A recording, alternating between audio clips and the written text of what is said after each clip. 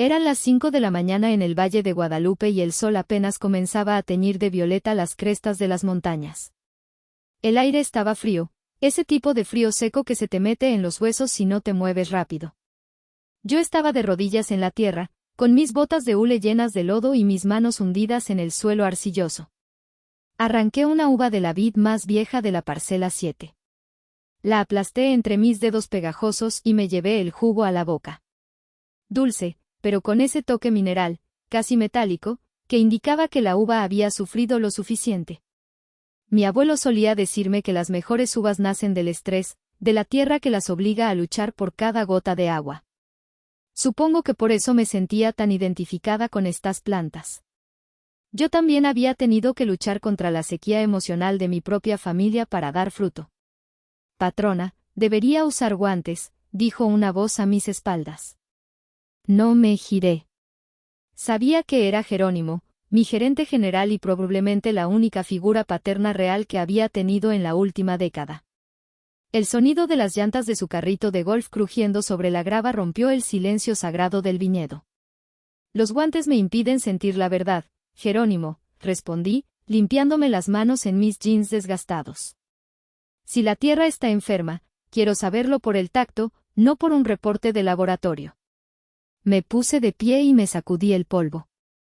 A simple vista, nadie diría que soy la dueña de la hacienda Sangre de Tierra, uno de los viñedos más exclusivos y premiados de todo Baja California.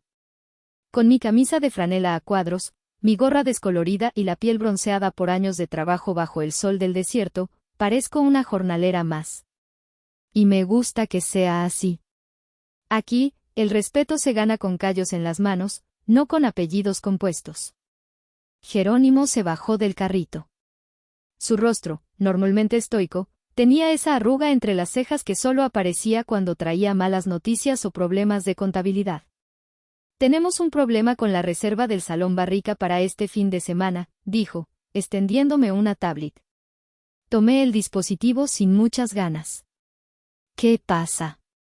¿Los proveedores de la langosta fallaron otra vez? No, señora. Es el cliente. Es una boda. Han estado llamando a la oficina de ventas exigiendo hablar con el dueño. Dicen que conocen al personal y que exigen un descuento del 50% por trato familiar. Fruncí el ceño. Nuestra política era estricta, 0 descuentos en temporada alta. Leí el nombre en la pantalla y sentí como se me helaba la sangre, más frío que el aire de la madrugada. Cliente, licenciado Rogelio Olivares y señora Hortensia.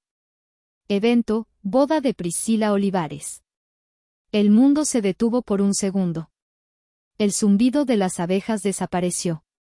Solo podía escuchar el latido sordo de mi propio corazón golpeando contra mis costillas. Rogelio y Hortensia.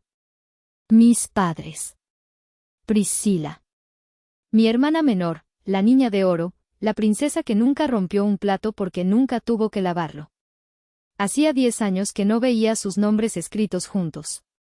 10 años desde que salí de esa casa con una maleta de ropa y la promesa de mi padre de que moriría de hambre en la calle como la perra malagradecida que era. ¿Xiomara? La voz de Jerónimo me trajo de vuelta. ¿Los conoce? Si son problemáticos, puedo cancelar la reserva ahora mismo. Les devuelvo el depósito y les digo que hubo una fuga de gas. Usted sabe que no necesitamos su dinero. Miré hacia las hectáreas de viñedos que se extendían frente a mí. Todo esto era mío. Cada poste, cada sistema de riego, cada botella en la cava subterránea. Lo había construido desde cero, pregando pisos, vendiendo tacos en la calle para pagar la escuela de agronomía, pidiendo préstamos que me quitaban el sueño, trabajando 18 horas diarias mientras ellos vivían en su burbuja de apariencias en la Ciudad de México. Ellos no sabían. Por supuesto que no sabían. Para mis padres, yo desaparecí del mapa. Mis empresas están a nombre de Corporativo XR, una entidad anónima para el mundo exterior. Ellos reservaron en el lugar más caro y de moda del valle para presumir, sin tener la menor idea de que la perra malagradecida era la dueña del suelo que iban a pisar. Una sonrisa lenta, y quizás un poco cruel, se dibujó en mis labios. No canceles nada, Jerónimo, dije, devolviéndole la tablet. Diles que aceptamos la reserva. Pero cóbrales el precio completo. Tarifa de temporada alta, más el extra por exclusividad. Quiero que paguen hasta el último centavo. ¿Son parientes suyos?, preguntó él, con esa intuición afilada que lo caracterizaba. Digamos que son viejos conocidos, respondí, subiéndome al asiento del pasajero del carrito. Asegúrate de que todo esté perfecto. Quiero que la boda de Priscila sea inolvidable. Aunque quizás no por las razones que ellos creen. Mientras volvíamos hacia la casa principal, miré mis manos sucias. Ellos siempre odiaron mis manos. Decían que eran manos de plebeya. Bueno, estas manos de plebeya ahora sostenían su destino financiero, aunque ellos todavía no lo supieran. La venganza es un plato que se sirve frío, dicen. Pero en mi caso, sería un plato que se serviría maridado con el mejor vino tinto de la región. Entré a mi oficina privada, un espacio que olía a madera de roble y café recién hecho. Lo primero que vi al mirarme en el espejo del baño fue la pequeña cicatriz pálida justo en el nacimiento de mi cabello, en la frente. Instintivamente, levanté la mano para tocarla. Tenía 18 años cuando me la hice. No, corrección, tenía 18 años cuando mi padre me la hizo. Había llegado a casa emocionada, con la carta de aceptación de la escuela de gastronomía en la mano. Había conseguido una beca parcial. Solo necesitaba su firma para los trámites legales. Rogelio Olivares, con su traje impecable y su aliento oliendo a whisky caro, ni siquiera leyó la carta. Arrugó el papel en una bola y me lanzó el pisapapeles de mármol de su escritorio. No cría una hija para que sea una sirvienta glorificada, gritó, con las venas del cuello hinchadas. O estudias derecho como tu hermano mayor, o te largas de esta casa. Cocinar es para la servidumbre, Xiomara. Ten un poco de dignidad. La sangre bajó por mi cara, cegándome un ojo. Mi madre, Hortensia, estaba sentada en el sofá leyendo una revista de sociales. Ni se inmutó. Solo dijo, con esa voz calmada que me daba más miedo que los gritos de mi padre, límpiate, Xiomara. Estás manchando la alfombra persa. Y pídele perdón a tu padre por alterarlo. Esa noche me fui. Y esa cicatriz se convirtió en mi recordatorio diario de que el amor de mis padres tenía condiciones que yo nunca podría cumplir. El sonido de mi teléfono personal vibrando sobre el escritorio de caoba me sacó de mis recuerdos. Miré la pantalla. Era un número desconocido con la hada de la Ciudad de México. Mi corazón dio un vuelco, pero mis manos no temblaron. Ya no era esa niña asustada de 18 años. Contesté y puse el altavoz. ¿Bueno? Xiomara. La voz de mi madre era inconfundible. Seca, cortante, con ese tono de superioridad que usaba incluso para pedir la sal. No hubo un hola, ni un ¿cómo estás?, ni un ¿sigues viva? Solo mi nombre, pronunciado como si fuera una mancha en su historial. Madre, dije, recostándome en mi silla de cuero. ¡Qué sorpresa! Han pasado 10 años. ¿A qué debo el honor? Déjate de sarcasmos, no tengo tiempo, cortó ella. Tu hermana Priscila se casa este sábado. Felicidades a la novia, dije, mirando mis uñas cortas. Supongo que no me llamas para invitarme. Ella soltó una risa breve, carente de humor. Por favor, Xiomara. No encajas en el mundo de Priscila. Sus invitados son gente de bien, socios de tu padre, banqueros, políticos. No queremos que aparezcas con tus fachas de hippie o lo que sea que estés haciendo ahora. Pero, surgió una situación. Hizo una pausa dramática. Podía imaginarla examinando su manicura perfecta al otro lado de la línea. ¿Qué situación? Reservamos en un lugar en el valle. Sangre de tierra. Dicen que es lo mejor.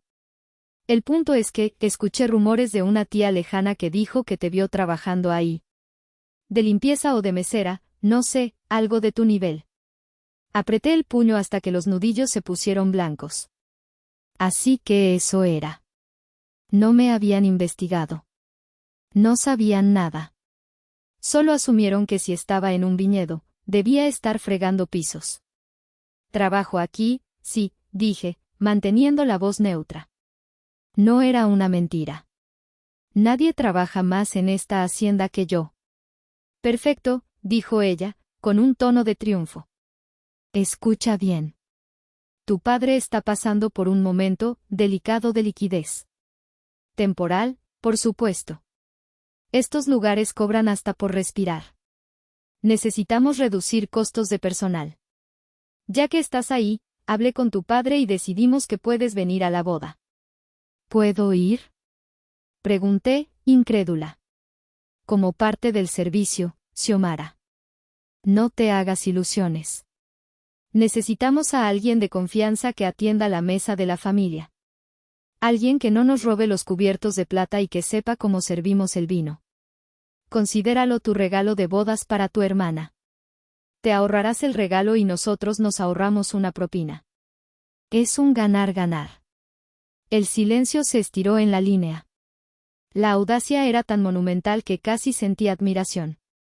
Querían que su hija mayor, la desterrada, le sirviera la comida en la boda de la hija favorita para ahorrarse unos pesos. Era grotesco. Era humillante. Y era la oportunidad perfecta. Si les decía que no, seguirían pensando que era una fracasada resentida. Si les decía quién era ahora mismo por teléfono, no vería sus caras. No vería el terror en los ojos de mi padre cuando se diera cuenta de a quién había estado pisoteando. Está bien, dije suavemente. Lo haré. Bien. Y Xiomara, consíguete un uniforme decente. Y por lo que más quieras, no le hables a los invitados importantes. Nadie necesita saber que eres mi hija. Solo di que eres, personal externo. No te preocupes, mamá, respondí, con una sonrisa de lobo formándose en mi rostro. Nadie sabrá quién soy realmente. Hasta que sea el momento. Colgó sin despedirse. Miré el teléfono y luego miré por la ventana hacia el patio central, donde los trabajadores comenzaban a montar la carpa gigante para el evento. Jerónimo, llamé por el intercomunicador. Necesito que consigas un uniforme de mesera. Talla chica. Y que sea viejo. Lo más desgastado que encuentres en la bodega de descartes. ¿Para quién, jefa? Preguntó él, confundido. Para mí. El sábado llegó con un sol implacable, típico del desierto, que hacía brillar el polvo en el aire como si fuera oro molido. Desde la ventana de la cocina industrial, observé la llegada de la realeza. No llegaron en coches propios. Por supuesto que no. Llegaron en una limusina Hammer blanca, rentada, de esas que gritan, Nouveau Riche, desesperado por atención. Detrás de ellos, un convoy de camionetas Uber Black traía al resto de los invitados. Rogelio Olivares bajó primero. Había envejecido. Su cabello, antes negro azabache, ahora era un gris ralo teñido de mala manera, y su traje, aunque de marca, le quedaba un poco ajustado en la cintura. La crisis inmobiliaria no había sido amable con él, pero su arrogancia seguía intacta. Se ajustó el saco y miró la fachada de mi hacienda con una mezcla de envidia y desdén. Luego bajó mi madre, Hortensia. Llevaba un vestido color champán que competía peligrosamente con el de la novia y un sombrero de ala ancha que parecía un satélite. Y finalmente, Priscila. Mi hermana menor. La niña de oro. Bajó del auto luchando con un vestido de corte sirena con tanta pedrería que debía pesar más que ella. Lo primero que hizo al pisar la grava de mi entrada fue hacer una mueca de asco. ¡Ay, no! Su voz chillona se coló por la ventana entreabierta. Mamá, mis hijos se van a llenar de tierra. ¿Por qué elegiste un lugar tan rural? Te dije que quería salón cerrado con aire acondicionado. Cállate y sonríe, Pris, siseó mi madre, pellizcándole el brazo discretamente. Este lugar es lo más exclusivo de México ahora mismo. Si te quejas, pareces pobre. Y hoy tenemos que parecer dueños del mundo. Don Octavio podría venir. Me alejé de la ventana. El show estaba por comenzar. Me miré. Llevaba puesto el uniforme que Jerónimo había rescatado del fondo de una caja de objetos perdidos de hacía 5 años. Una camisa blanca amarillenta por el uso, con un botón faltante en el puño, y una falda negra de poliéster brillante que me quedaba corta y apretada. Mis zapatos eran unos flats negros desgastados. Me había recogido el pelo en un chongo severo y no llevaba ni una gota de maquillaje. Me veía cansada, pobre y sumisa. Perfecta. Salí por la puerta de servicio y rodeé el edificio principal para interceptarlo cerca de la entrada de la cocina, lejos de la recepción principal donde los meseros reales, con sus uniformes de lino impecables y guantes blancos, recibían a los invitados con copas de champaña. Tú. La voz de mi madre fue un latigazo. Me detuve y bajé la cabeza, adoptando mi papel. Hortensia se acercó a mí, arrastrando a Priscila. Me miró de arriba abajo y su labio superior se curvó en una mueca de disgusto absoluto. Dios mío, Xiomara. ¿Te ves, espantosa? ¿Ese es el uniforme? Parece que lo sacaste de la basura. Es lo que me dieron, señora, murmuré, forzando la voz para que sonara tímida. Priscila se acercó, abanicándose con la mano. Me miró como quien mira a un insecto interesante pero repulsivo. ¿Esta es Xiomara? Preguntó, riéndose. Guau. En serio, guau. Pensé que cuando te fuiste ibas a hacer algo con tu vida. Pero mírate. Eres literalmente la sirvienta de mi boda. Esto es poético, ¿no crees? Felicidades por tu boda, Priscila, dije. Ahórratelo, me cortó ella. Escucha bien. Mi vestido cuesta más de lo que ganarás en 10 años de vida. Si me tiras una sola gota de algo encima, te juro que haré que te despidan y te demandaré hasta por el aire que respiras. ¿Entendido? Entendido. Rogelio se unió al grupo. Me dio una mirada fugaz, llena de decepción, y luego miró su reloj Rolex, probablemente falso o comprado a crédito. Ya basta de charla, ladró. Xiomara, vete a tu puesto. La mesa principal. Y más te vale que el servicio sea rápido. Tengo inversionistas importantes hoy. Si me haces quedar mal, si alguien se da cuenta de que eres mi hija, te juro que te arrepentirás. Eres invisible. ¿Me oyes? Invisible. Sí, señor, respondí. Y otra cosa, agregó mi madre, acercándose a mi oído, dejando un rastro de perfume Chanel barato y laca para el pelo. Cuando llegue don Octavio, si es que llega, te escondes. No quiero que un hombre de su clase vea que tenemos parientes de esta categoría. Él es un hombre refinado. Tú eres, bueno, tú eres esto. Me empujó ligeramente hacia la puerta de servicio. Vete. Ya estás estorbando la vista. Caminé hacia la cocina, sintiendo sus miradas clavadas en mi espalda. Mi sangre hervía, pero mi mente estaba fría como el hielo. Don Octavio, pensé. Así que esa es su gran jugada. Esperaban impresionar al mayor distribuidor de vinos del país para salvar su inmobiliaria en quiebra. Lo que no sabían es que don Octavio no venía por la boda. Venía a firmar el contrato de exclusividad de mi cosecha 2024. Y don Octavio odiaba 2 cosas en esta vida, el vino malo y a la gente maleducada. Entré a la cocina donde mi equipo de chefs trabajaba a todo vapor. El chef ejecutivo, Marco, me vio entrar en esos trapos viejos y casi se le cae el cucharón de la salsa. ¿Patrona? Susurró, acercándose. ¿Qué es esto? ¿Por qué va vestida así? Jerónimo me dijo que teníamos una operación especial, pero esto... Sigue cocinando, Marco, dije, tomando una bandeja de plata con canapés. Hoy no soy la patrona. Hoy soy la lección. Y asegúrate de que el platillo principal salga perfecto.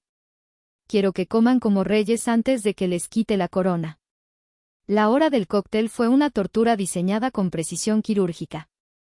El sol estaba en su cenit, cayendo a plomo sobre el jardín de eventos. Mientras los invitados se refugiaban bajo las sombrillas blancas bebiendo mimosas, yo tenía que circular entre ellos con una bandeja de canapés de salmón ahumado que pesaba 1 tonelada.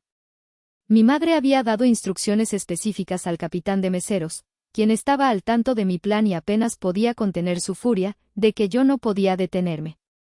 Manténla moviéndose, había dicho ella. Que desquite el sueldo. Me deslicé entre los grupos de hombres en trajes de lino y mujeres con vestidos de diseñador. Eran la élite de la Ciudad de México, o al menos, la élite que mis padres desesperadamente querían imitar. Escuchaba fragmentos de sus conversaciones. Hablaban de viajes a Europa, de yates en Cancún, de inversiones en criptomonedas. Todo era superficial, un baile de máscaras donde el dinero era el único dios. Pasé cerca de un grupo donde mi padre, Rogelio, sostenía una copa de whisky con una mano y gesticulaba ampliamente con la otra. Estaba hablando con el señor Guzmán, el banquero que sabía que le había negado 3 préstamos el mes pasado. Y por eso le digo, Guzmán, este es solo un bache temporal, decía mi padre, su voz demasiado alta, demasiado ansiosa. Mi hija Priscila se casa bien, un buen muchacho, familia de abolengo. ¿Y mi hija mayor? Me tensé, deteniéndome un segundo detrás de un arreglo floral gigante.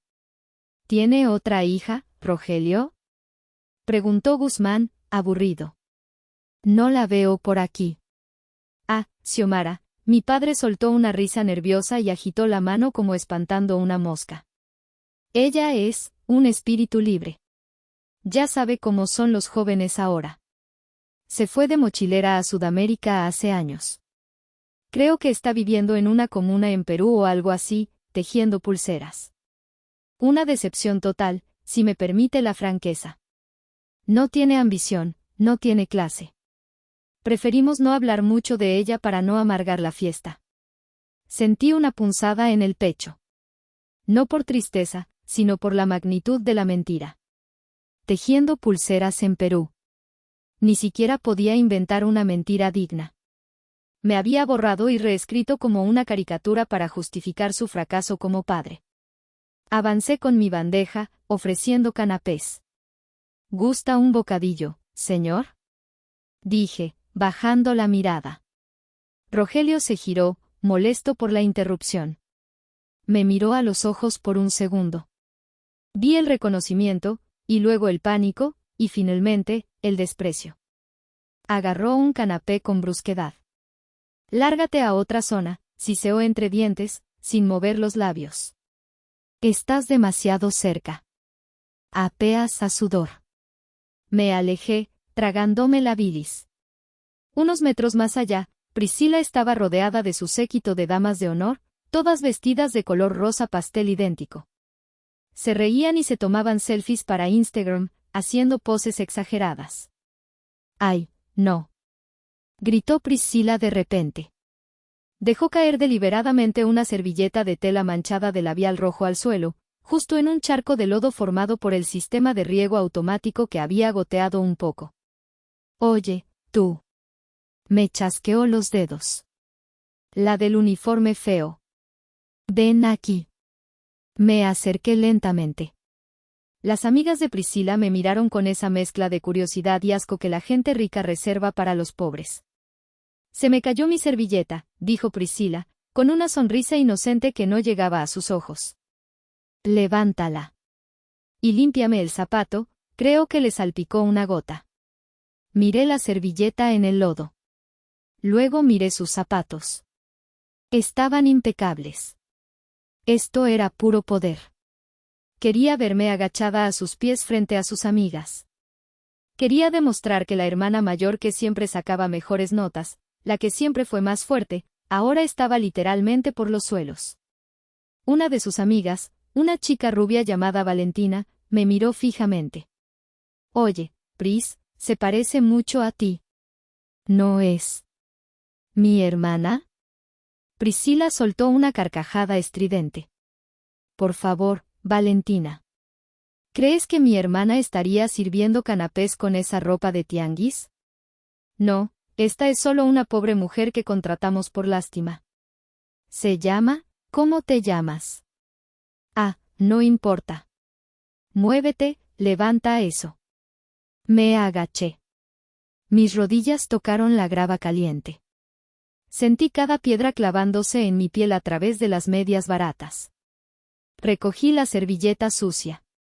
Muy bien, dijo Priscila, dándome palmaditas en la cabeza como si fuera un perro.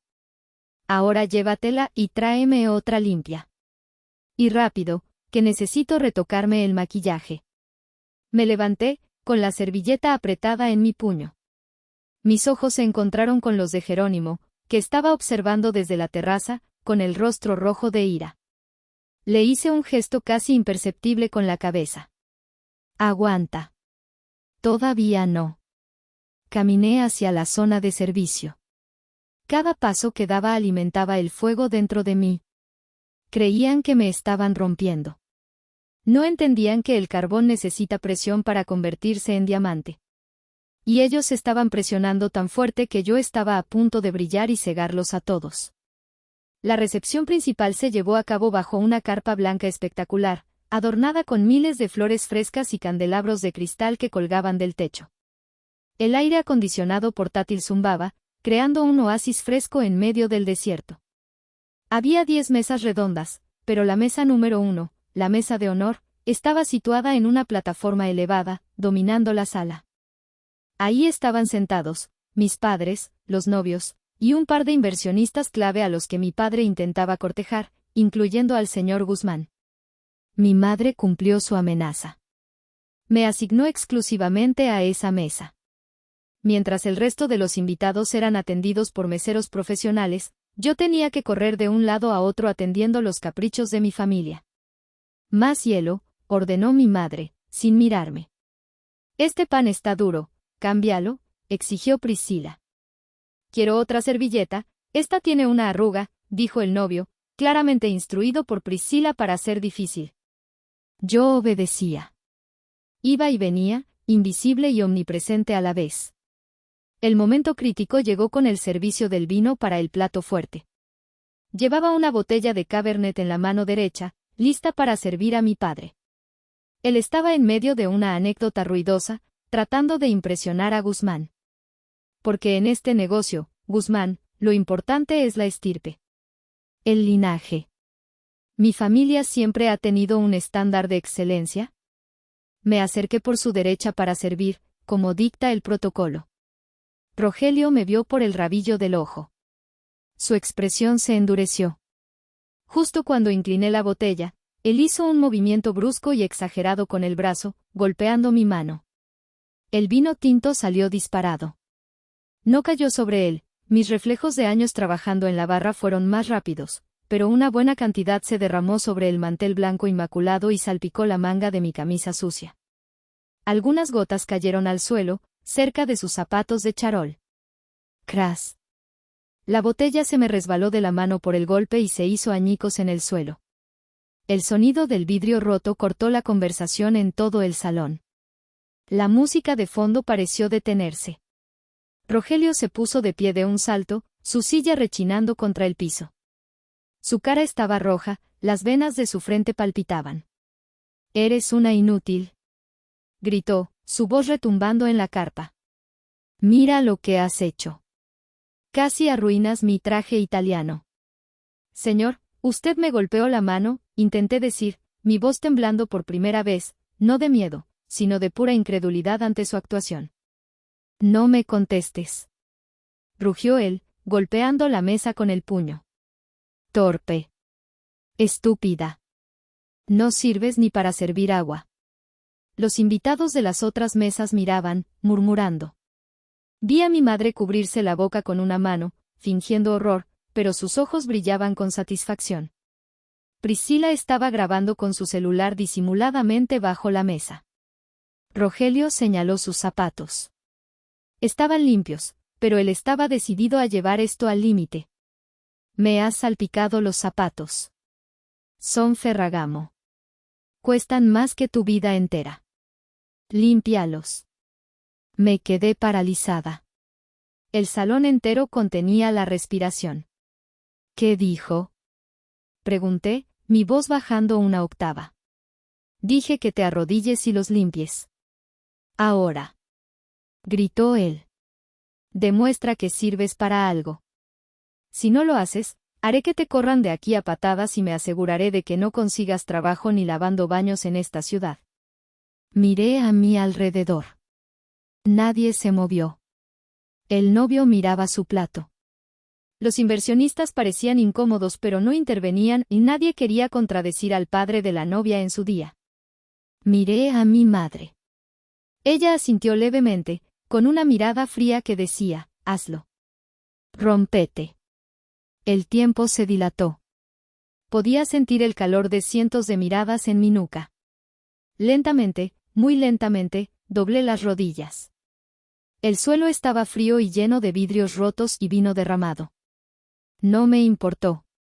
Me arrodillé sobre un fragmento de vidrio que se clavó en mi piel a través de la falda, pero el dolor físico era irrelevante comparado con la furia nuclear que se estaba gestando en mi pecho. Saqué un trapo de mi delantal. Tomé el zapato de mi padre. Empecé a frotar el cuero, que ya estaba limpio. Eso es, dijo Rogelio, sonriendo a los inversionistas, recuperando su compostura. Hay que enseñarles disciplina. La gente de servicio a veces se cree igual a nosotros. Hay que recordarles su lugar. ¿Verdad, Guzmán? Guzmán tosió, incómodo. Sí, claro, Rogelio. Pero quizás fue un accidente. No hay accidentes, solo incompetencia, sentenció mi padre. Terminé de limpiar. Me levanté. Mi rodilla sangraba un poco, manchando mi media, pero mi cara estaba seca. No les daría ni una sola lágrima. ¿Satisfecho, señor? Pregunté. Vete a la cocina y tráeme otra botella, dijo él, sentándose y acomodándose la servilleta. Y que sea de la buena. No la basura de la casa. Me giré y caminé hacia la cocina. Mi espalda estaba recta como una vara de acero. Jerónimo me esperaba en la puerta batiente. Estaba llorando de rabia. Patrona, por favor, déjeme sacarlos. Los mato. Juro que los mato. Le puse una mano en el hombro. Mi toque fue suave, pero mis ojos eran los de un tiburón. No, Jerónimo. Todavía no. Ahora viene el plato fuerte. Y el maridaje va a ser explosivo. Regresé a la mesa 10 minutos después. Mis rodillas ardían, pero mi determinación era absoluta. El banquete estaba en su apogeo. Los meseros estaban sirviendo el plato principal, ribeye en salsa de reducción de balsámico y chocolate, acompañado de puré de camote silvestre. Yo traía la botella. No era una botella cualquiera. Era nuestra joya de la corona. Sangre de Tierra, Gran Reserva 2018. Una edición limitada que habíamos envejecido en barricas de roble francés durante 36 meses. Había ganado la medalla de oro en el Concours Mondial de Bruxelles. Cada botella valía 5.000 pesos, y en reventa mucho más. Era mi orgullo. Era la prueba física de que mis manos, sucias, podían crear arte. Me acerqué a la mesa. Rogelio estaba pontificando sobre política. Aquí está su vino, señor, dije, presentando la etiqueta como dicta el protocolo. Rogelio ni la miró. Sírvelo ya. Tengo sed. Descorché la botella con movimientos precisos. El aroma a frutos negros, tabaco y cuero llenó el aire a mi alrededor. Era un perfume embriagador. Serví un poco en su copa para la catá. Rogelio agarró la copa por el cáliz, un error de principiante que calentaba el vino, la agitó violentamente y se echó un trago enorme a la boca, como si fuera refresco. Hizo una pausa. Su cara se contorsionó en una mueca exagerada de asco. ¡Puaj! Escupió el vino. No lo escupió en una servilleta. No lo escupió discretamente. Giró la cabeza y escupió el líquido morado directamente al suelo, salpicando el borde de mi falda. ¿Qué es esta porquería?, gritó, limpiándose la boca con el dorso de la mano. Sabe a vinagre. Sabe a orines de caballo. El silencio volvió a caer sobre el salón, más pesado que antes. Señor, ¿es un Gran Reserva 2018? Empecé a decir, sintiendo cómo se me tensaba la mandíbula. Insultarme a mí era una cosa. Insultar mi trabajo, mi tierra, mi vino, eso era personal. Me importa un carajo lo que diga la etiqueta. Bramó él. Es imbebible. Es una estafa. Guzmán, prueba esto, dime si no tengo razón. Seguramente rellenaron la botella con vino barato de caja. Típico de estos lugares pretenciosos. Guzmán probó su copa tímidamente. Rogelio, en realidad tiene un cuerpo bastante complejo, notas de... No me contradigas. Lo cortó mi padre. Es basura. Quiero hablar con el dueño. Ahora mismo. Quiero que venga el dueño y me explique por qué me está sirviendo veneno en la boda de mi hija. Miré el vino derramado en el suelo. Parecía sangre. Mi sangre. Priscila se reía. Ay, papá, qué asco. Seguro lo pisaron con los pies sucios esas gentes del pueblo. Dile que nos traigan champaña francesa, nada de este vino nacional corriente. Ese fue el clic. El sonido de un interruptor bajándose en mi cerebro. Vino nacional corriente. Habían insultado a mi gente. A los gimadores, a los enólogos, a los que se partían la espalda bajo el sol para que ellos pudieran beber. Dejé la botella sobre la mesa con un golpe seco. Ya no había vuelta atrás. Metí la mano en el bolsillo de mi delantal y saqué mi radio personal. No el radio de mesero. El radio de mando. Presioné el botón. Mi voz salió clara, fría y autoritaria, resonando extrañamente en el silencio de la mesa. Jerónimo. Código rojo. Rogelio me miró, confundido. ¿Qué haces con eso? ¿A quién le hablas? Te dije que me traigas al dueño. Ignoré a mi padre por completo. Hablé al radio de nuevo. Cierren el acceso principal. Nadie entra ni sale sin mi autorización. Y Jerónimo, dale luz verde a la entrada del helipuerto. El águila está aterrizando. ¿El águila?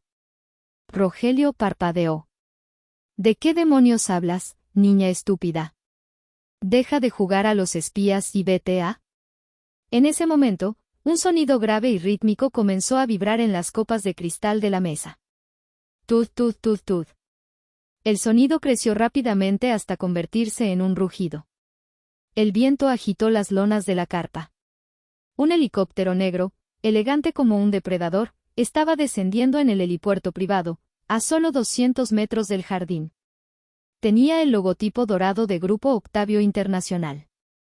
La cara de Rogelio cambió de la ira a la estupefacción, y luego a una euforia desesperada.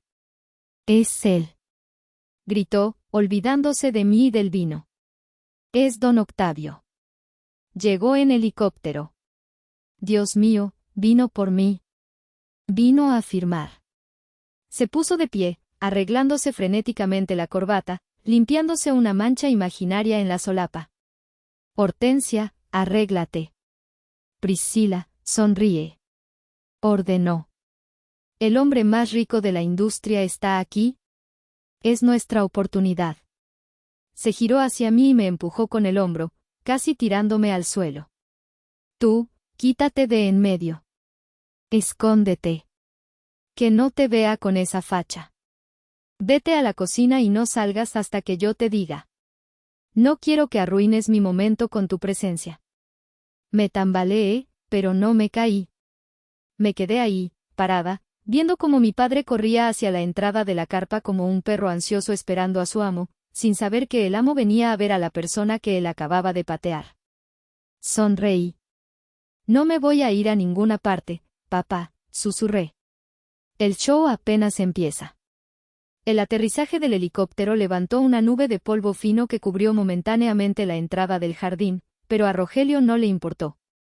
Estaba prácticamente vibrando de emoción, parado en primera fila junto a la entrada de la carpa, bloqueando la vista de los demás invitados. «Atención todos. Anunció a los invitados, alzando los brazos. Tenemos un invitado sorpresa de honor. Un gran amigo de la familia y mi futuro socio estratégico. Los invitados murmuraban, impresionados. Priscila se retocaba el labial frenéticamente, usando la cámara de su celular como espejo. Hortensia se abanicaba con la mano, tratando de parecer una dama de sociedad acostumbrada a recibir multimillonarios en helicóptero. Las aspas del helicóptero se detuvieron lentamente. La puerta se abrió y bajó un guardaespaldas, seguido inmediatamente por don Octavio. Don Octavio era una leyenda. Un hombre de 60 años, franco-mexicano, con cabello plateado peinado hacia atrás y un traje azul marino hecho a la medida en Savile Row. Caminaba con un bastón de ébano, no porque lo necesitara, sino porque le daba un aire de autoridad indiscutible. Rogelio dio un paso adelante, extendiendo la mano con su mejor sonrisa de vendedor. «Don Octavio», exclamó, su voz goteando adulación. «¡Qué honor! ¡Qué magnífica sorpresa!». Sabía que intentaría llegar, pero esto supera todas las expectativas. «Bienvenido a la boda de mi hija. Soy Rogelio Olivares, ¿nos hemos enviado correos sobre el proyecto inmobiliario?». Don Octavio ni siquiera desaceleró el paso. Pasó de largo. Literalmente. No miró a Rogelio. No miró la mano extendida. Sus ojos azules, agudos como láseres, escanearon el salón por encima del hombro de mi padre, buscando algo. O a alguien. Rogelio se quedó con la mano en el aire, congelado, con una sonrisa estúpida que empezaba a temblar. ¿Don Octavio?, intentó de nuevo, trotando patéticamente detrás de él. Quizás no me reconoció por el sol. ¿Soy Rogelio? Quítese, por favor, dijo el guardaespaldas, apartando a Rogelio con un empujón suave pero firme en el pecho. Don Octavio entró en la carpa. El silencio era sepulcral. Todos los ojos seguían al magnate mientras cruzaba el salón con determinación. Pasó de largo la mesa de los novios. Pasó de largo la barra libre. Caminó directo hacia donde yo estaba parada, junto a la mesa de servicio sucia, con mi uniforme manchado de vino y mi rodilla sangrando levemente. Rogelio, que había seguido a don Octavio hasta el centro del salón, vio hacia donde se dirigía y palideció. «No», gritó mi padre. «Don Octavio, no vaya allá. Esa es el área de servicio. Es solo una empleada torpe. No pierda su tiempo». Pero don Octavio ya había llegado a mí. Se detuvo frente a mí. Me miró de arriba a abajo. Su rostro, normalmente severo, se suavizó en una expresión de genuina preocupación y respeto. Se quitó las gafas de sol. «Ma chérie», dijo, con su acento francés suave. «Lamento el retraso. El tráfico aéreo sobre la frontera estaba terrible». Y entonces, hizo lo impensable. El gran don Octavio, el hombre que hacía temblar a los bancos, se inclinó. Tomó mi mano derecha, la que todavía tenía restos de tierra bajo las uñas y una mancha de vino tinto en la manga, y la besó con reverencia. «Señora presidenta», dijo, lo suficientemente alto para que todo el salón lo escuchara. «¿Está usted bien? ¿Por qué va vestida así?» Jerónimo me dijo que hoy era un día de celebración, no que estabas probando un nuevo, ¿cómo decirlo?, experimento sociológico. El tiempo no solo se detuvo, se rompió. Podía ver las caras de mi familia como si fuera una fotografía en alta resolución. La boca de Priscila estaba abierta, formando una carita sorprendida perfecta y grotesca. Los ojos de mi madre, Hortensia, estaban desorbitados, saltando de don Octavio a mí como si su cerebro no pudiera procesar la imagen. ¿Y Rogelio? Rogelio parecía que estaba sufriendo un derrame cerebral en tiempo real. Su piel pasó de gris a verde. «¿Presidenta?», balbuceó Rogelio, su voz apenas un susurro estrangulado. «Don Octavio, debe haber un error. Ella es Xiomara. Es mi hija. La oveja negra. Es una mesera. Mírela. Está sucia. Don Octavio se enderezó lentamente y giró sobre sus talones para encarar a mi padre. La calidez desapareció de su rostro, reemplazada por una frialdad ártica. ¿Error?, preguntó don Octavio, arqueando una ceja. El único error aquí, señor Olivares, es su incapacidad para reconocer la grandeza. Se volvió hacia mí de nuevo. Xiomara, ma chérie, ¿es cierto? ¿Este hombre es tu padre? Nunca mencionaste que la familia Olivares, los que me han estado acosando con propuestas de negocios mediocres, eran tu familia. Preferí mantenerlo separado, Octavio, dije, mi voz tranquila y clara. Levanté las manos hacia mi cabeza. Con un movimiento lento y deliberado, me quité el chongo apretado. Mi cabello negro cayó sobre mis hombros en ondas naturales. Luego, desaté el nudo del delantal sucio en mi cintura. Lo dejé caer al suelo. Debajo del delantal, la falda y la camisa seguían siendo viejas, pero mi postura había cambiado. Ya no tenía los hombros caídos. Me paré con la columna recta, con la autoridad de alguien que es dueño de cada centímetro de tierra bajo sus pies. Caminé 2 pasos hacia mi padre. Él retrocedió instintivamente, como si tuviera miedo de que lo golpeara. No soy una mesera, papá, dije. Hice una seña a Jerónimo. Jerónimo subió al escenario donde estaba la banda de música. Tomó el micrófono. Damas y caballeros, su voz retumbó en las bocinas. Les pido un poco de atención y respeto. Tienen el honor de estar en presencia de la anfitriona de esta tarde. Fundadora y CEO de Corporativo XR, dueña de la Hacienda Sangre de Tierra, y actual presidenta de la Asociación de Vinicultores del Valle de Guadalupe, la ingeniera Xiomara Olivares. El silencio se rompió. Un murmullo colectivo recorrió la carpa como una ola. Los invitados empezaron a susurrar, a señalar, a buscar en sus teléfonos. Imposible, gritó mi madre, saliendo de su estupor. Miente. Es una mentira. Ella no tiene dinero. Se fue de casa sin nada. ¿Cómo va a ser dueña de esto? Seguro se acostó con alguien. La multitud jadeó ante la vulgaridad. Me reí. Fue una risa genuina, liberadora. ¿Dinero, madre?, dije, caminando hacia ella. Tienes razón, me fui sin nada. Pero tenía algo que ustedes nunca tuvieron, capacidad de trabajo. Mientras ustedes gastaban lo que no tenían para aparentar, yo trabajaba 20 horas al día. Mientras Priscila se operaba la nariz, yo estudiaba la química del suelo. Compré estas tierras cuando eran un desierto barato que nadie quería. Y las convertí en oro. Me giré hacia Rogelio, que estaba temblando. Me dijiste que limpiara tus zapatos, papá. Lo hice. Me dijiste que te sirviera. Lo hice. Porque quería ver hasta dónde llegaba tu desprecio. Quería ver si quedaba un gramo de amor o respeto por tu hija. Señalé el vino derramado en el suelo. Pero insultaste mi vino. Insultaste a mi gente. Y eso, papá, te va a costar muy caro. Seguridad.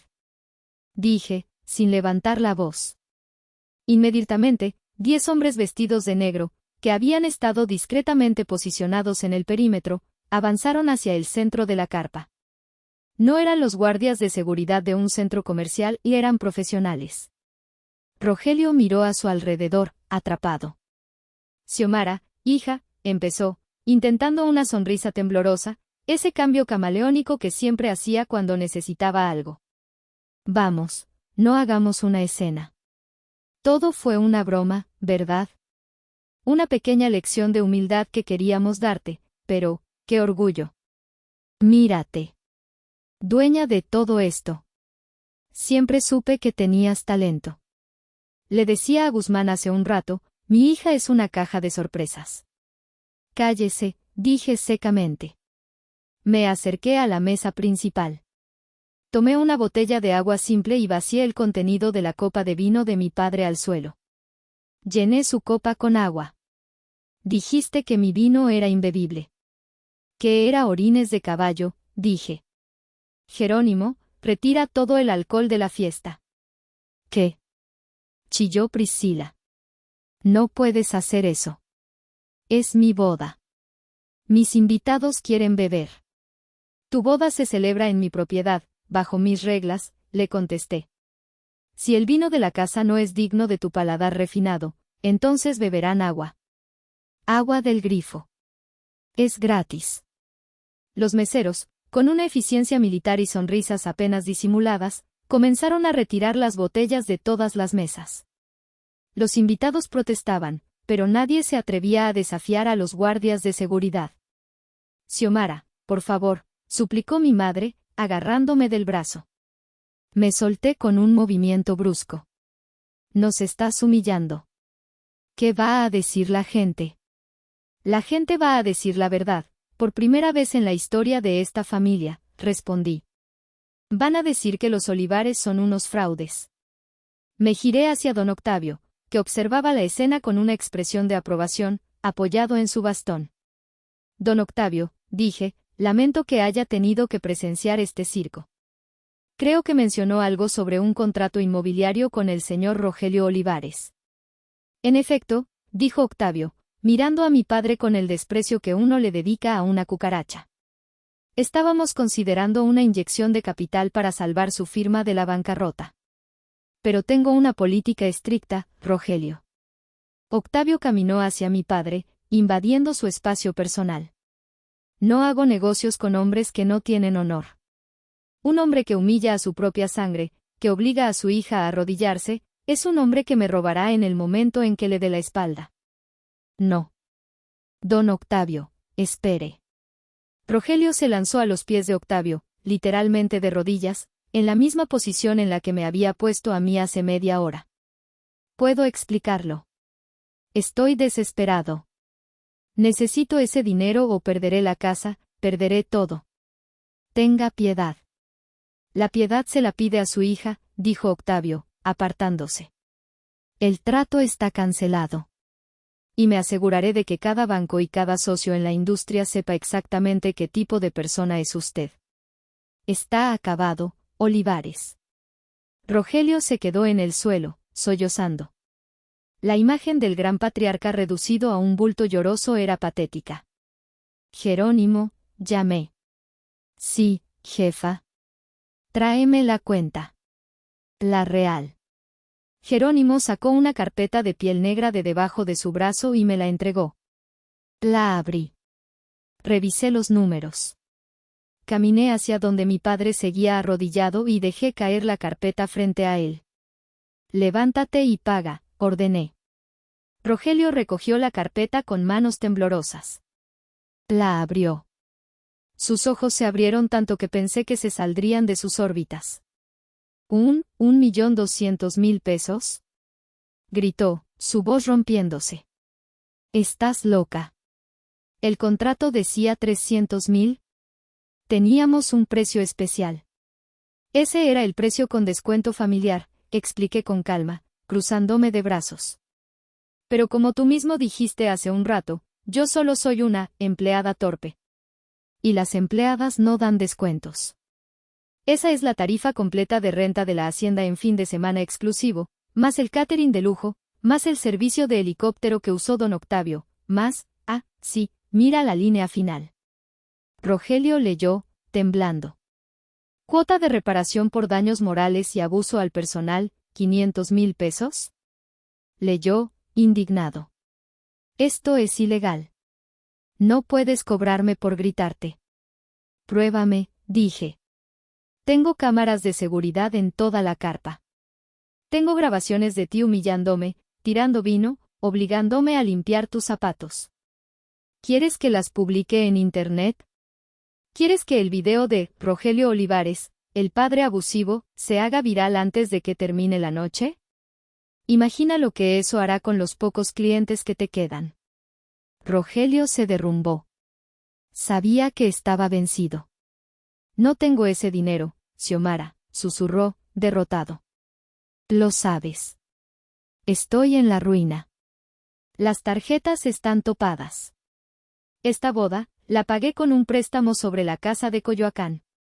si no cierro el trato con Octavio, el banco me quita la casa el lunes. Lo sé, dije. Saqué otro documento de mi bolsillo trasero. Sé que tu hipoteca está vencida. Y sé que el banco que tiene tu deuda, Banco del Norte, acaba de vender su cartera de créditos morosos esta mañana. Rogelio me miró, sin entender. ¿Y eso qué importa? Importa, dije, inclinándome para que solo él y mi madre escucharan, porque mi corporativo compró esa cartera de deuda. Papá, mamá, yo soy el banco ahora. Soy dueña de su hipoteca. Soy dueña de su casa. Hortensia soltó un grito ahogado y se desmayó en una silla. Priscila empezó a llorar histéricamente, gritando que su vida estaba arruinada.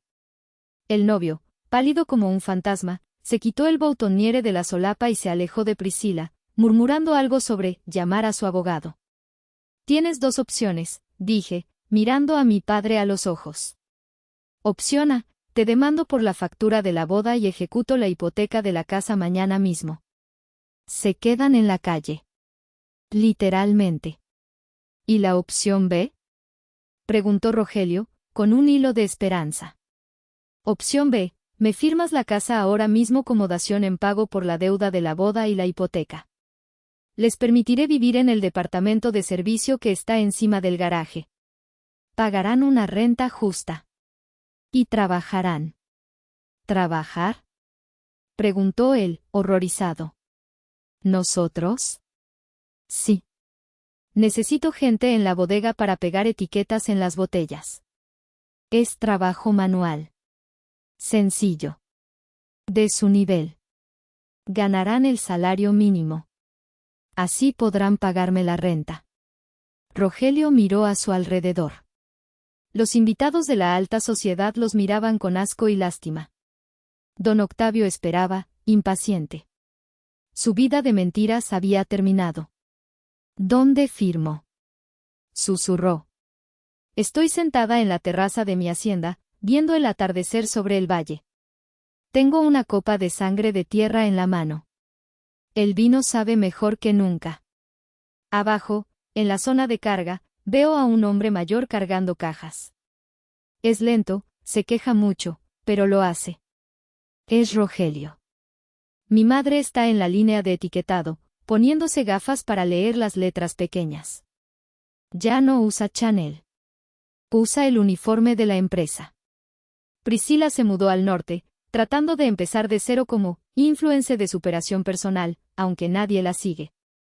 Ellos perdieron su casa, su estatus y sus amigos falsos. Pero curiosamente, creo que les di algo que nunca tuvieron, la oportunidad de ganarse el pan con el sudor de su frente. Bebo un sorbo de vino. Me decían que yo era la sirvienta.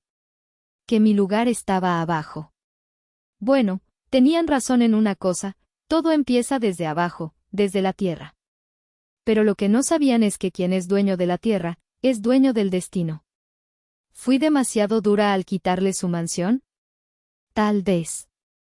Pero cada vez que miro mi cicatriz en el espejo, recuerdo que la lección más cara es la que tarda más en aprenderse. Y la cuenta, al final, siempre se paga.